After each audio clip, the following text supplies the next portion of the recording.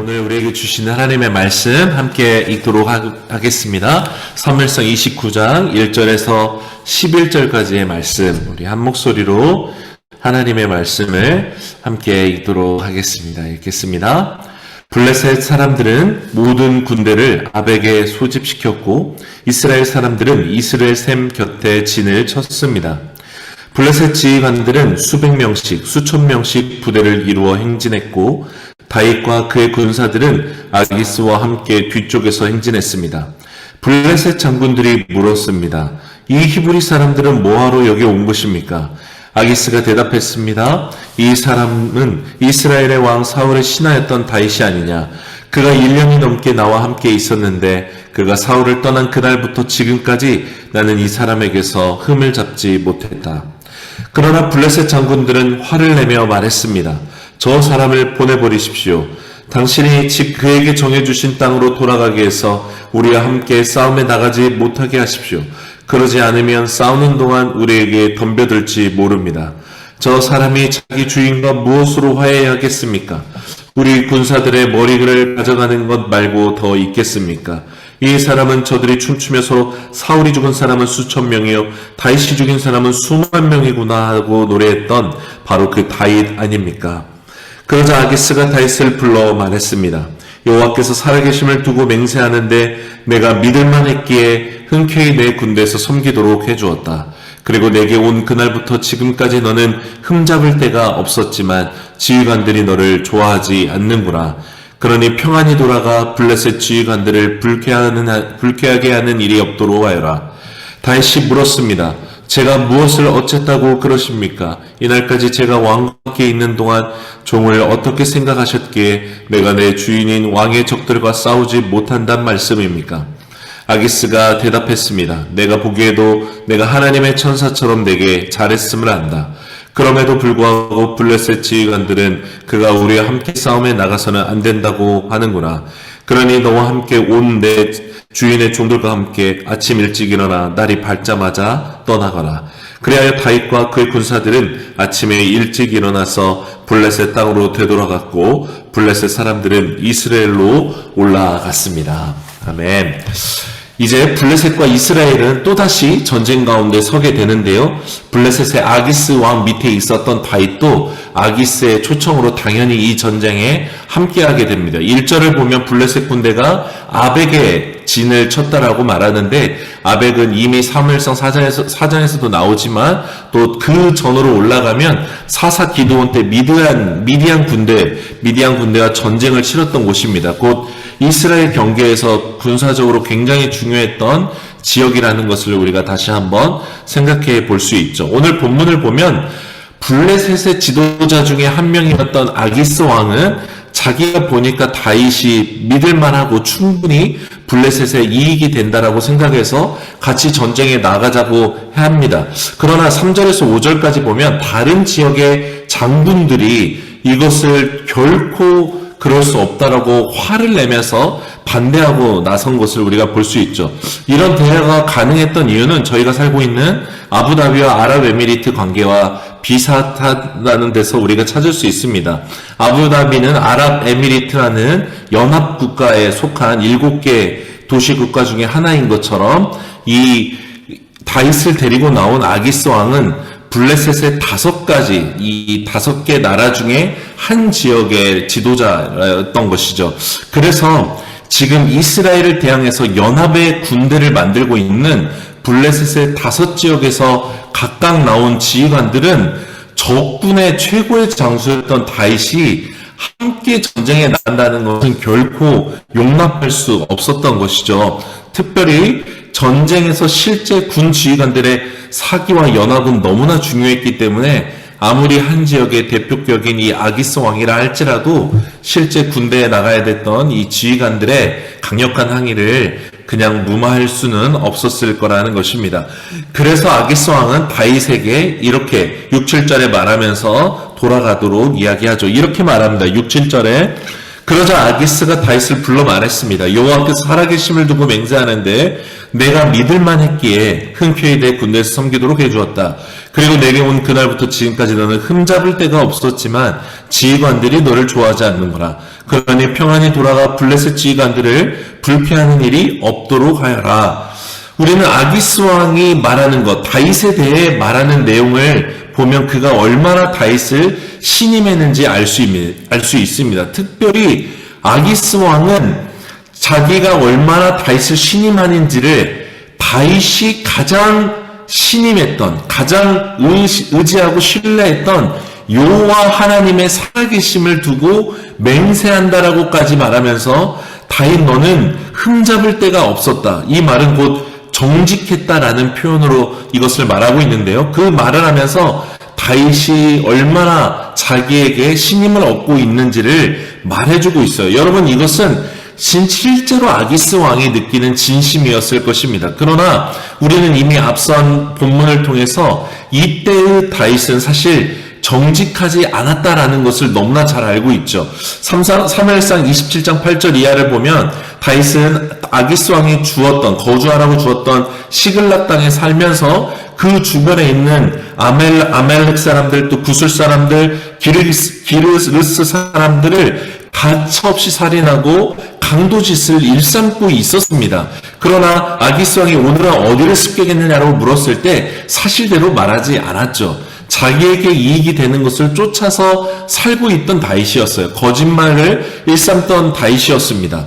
여러분, 성경은 다윗의 죄를 묵인하거나 정당하다라고 말하고 있지 않죠. 오히려 성경은 이방인으로, 그것도 이스라엘의 숙적이었던 블레셋의 아기스 왕의 입술을 통해서 다윗이 사실은 정직하지 않고 있다라는 것을 고발하는 것과 마찬가지입니다. 불과 1년 반 전쯤에는 사울 왕에게 자기의 결백함을 말하면서 여호와의 이름, 거룩하시고 가장 공의로우신 재판관이신 하나님의 이름을 맹세하면서 나는 당신을 죽이려고 한 적이 없다라고 말했던 다윗인데 1년 반 만에 이방인의 왕의 입술을 통해 정반대로 여호와의 이름으로 맹세하며 너가 정직하다라는 이 말을 듣게 하신 것입니다. 여러분, 우리가 대체로 생각하고 기대하는 다윗이라면 자기가 지금 주군으로 모시고 있는 아기스 왕의 이 말 앞에 적어도 자신의 가슴을 치며 하나님께는 회개하고 돌이켜야 됐을 것이 마땅했을 것입니다. 그러나 다윗은 자기의 이 행함을 멈추지 않았습니다. 오랜 시간 사울에게 쫓겼던 상처와 하나님에 대한 실망 때문인지 아니면 생존을 위해 블레셋 땅에서 살아가기 위해 무감각해져 버린 마음 때문인지 다윗은 이 아기스 왕의 말 앞에 오히려 8절에 오히려 강력하게 자기의 결백함을 피력하죠. 그러나 다윗은 인간적으로는 자기의 억울함을 굉장히 강조하고 있지만 아기스 왕이 말한 대로 여호와의 이름을 걸면서 맹세하면서 자기의 결백함을 말하지는 못하고 있습니다.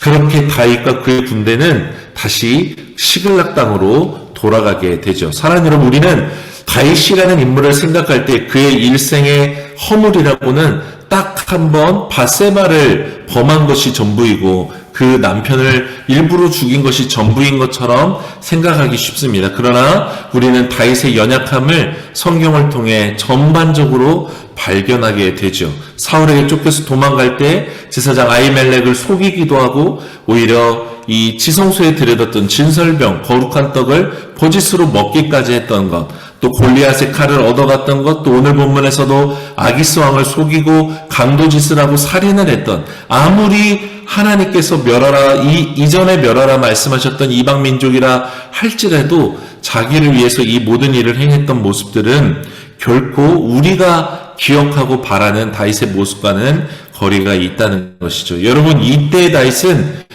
아무도 자기를 모르는 사람들 틈 속에 살고 있었습니다. 생존하기에 빠듯했습니다. 어쩌면 다윗은 사울 왕을 피해서 블레셋 땅, 아무도 자기의 과거를 모르는 이 땅에 왔을 때 하나님에 대한 믿음까지도 다 내려놓고 생활했는지 모르겠습니다.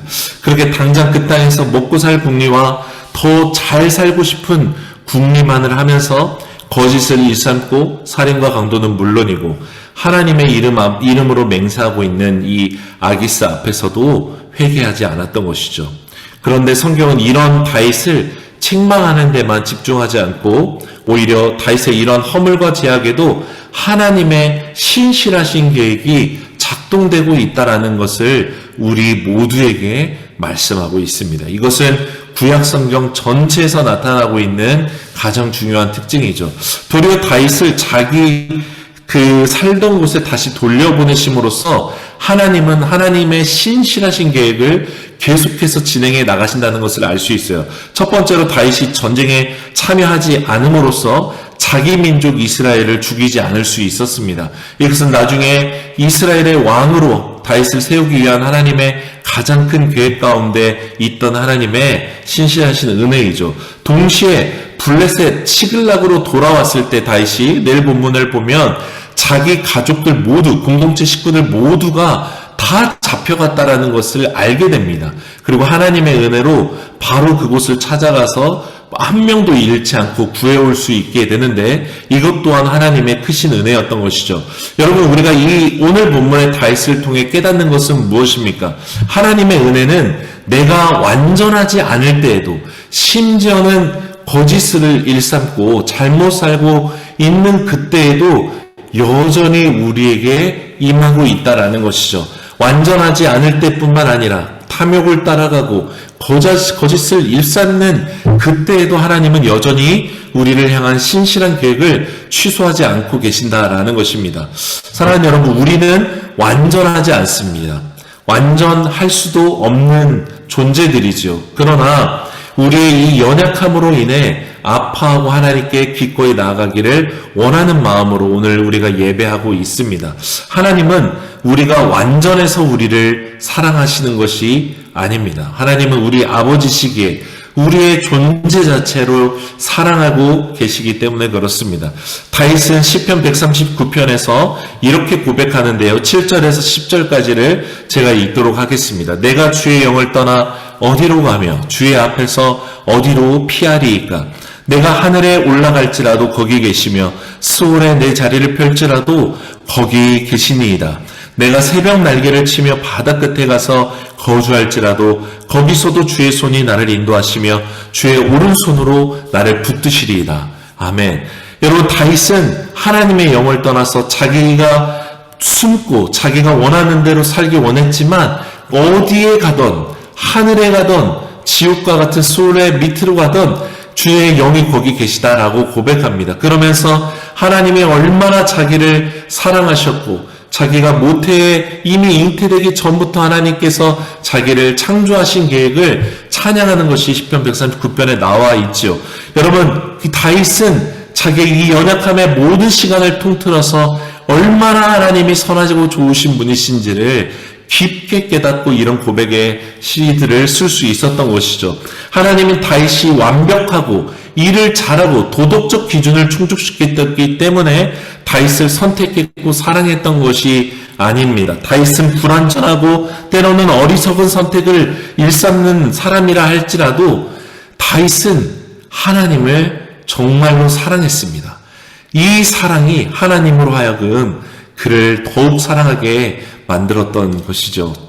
사랑하는 여러분, 하나님은 동일하게 우리를 사랑하시고 우리가 어디에 거하고 있든지 우리와 함께 하십니다. 벌레 같은 죄를 우리가 스스로 뒤집어 쓸 때라 할지라도 또 육의 만족을 쫓으며 하나님을 모른 척 할 때라도 하나님께서 우리를 향한 사랑이 취소되고 있지 않습니다. 하나님은 뿐만 아니라 우리를 결코 떠나지 않습니다. 오늘 다윗을 전쟁으로부터 피하게 하신 것처럼 우리가 신령 잘못 살고 있다 할지라도 하나님은 피할 길을 내어주시는 분이십니다. 그러나 우리가 피해야 할 것은 하나님의 이러한 무조건적인 사랑과 은혜가 우리의 죄를 용인하거나 아무렇게나 살아갈 근거가 되지는 않는다라는 것이죠. 부모님의 무조건적인 사랑이 자녀의 일탈의 근거가 될 수 없는 것처럼 이 하나님의 은혜가 오히려 우리로 하여금 다시 하나님께로 돌아가게 하는 근거가 되기를 원합니다. 사랑하는 여러분, 오늘 우리의 인생을 살게 하신 분은 하나님이십니다. 오늘 우리로 다시 살게 하신 이 호흡과 생명으로 인해 이 하나님의 사랑 안에 거하길 원합니다. 오늘의 내가 여전히 부족하고 연약할지라도 주님의 선한 힘심이 취소되지 않습니다. 주님의 신실하심이 우리로 살게 하실 것입니다. 이 은혜의 날 우리가 더욱 하나님을 사랑함으로 하나님의 계획 안에 함께 동참하여 살아가게 되기를 원합니다. 동일한 은혜가 오늘 이 시간에 또 파워웨이브 레바논 아울리치, 또 이스라엘 성지순례팀, 또 내일 출발하는 꿈땅 이 아울리치 팀 가운데, 또 사랑하는 모든 성도님들 가운데, 또 이 땅에 살아가는 모든 하나님의 형상을 가진 사람들 위해 함께하기를 간절히 소망합니다.